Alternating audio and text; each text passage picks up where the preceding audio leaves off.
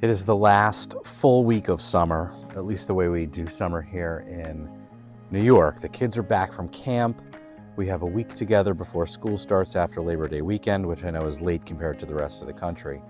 But camp ends late, unlike most places.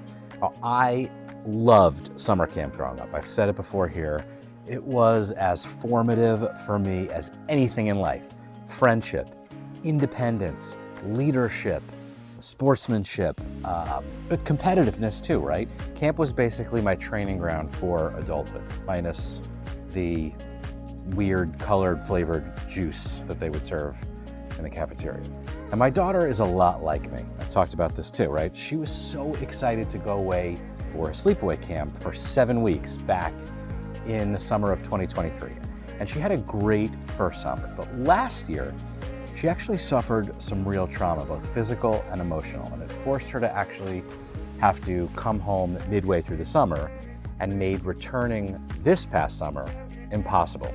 And it was devastating for really all of us. But the thing is, this summer, instead of 7 weeks away, she chose a local camp that still did some shorter overnight trips. And she was very nervous, but she got back on the horse and she crushed it. And she had a great summer. She's excited for middle school. And kids are so much more resilient than we give them credit for.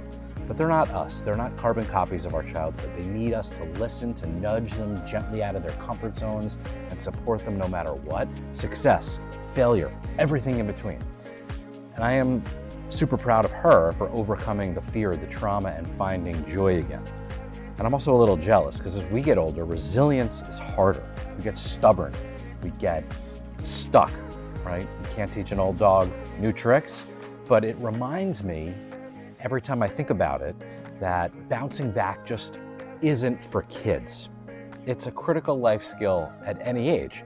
And it's something that I probably learned back in camp, where there were some hard times too.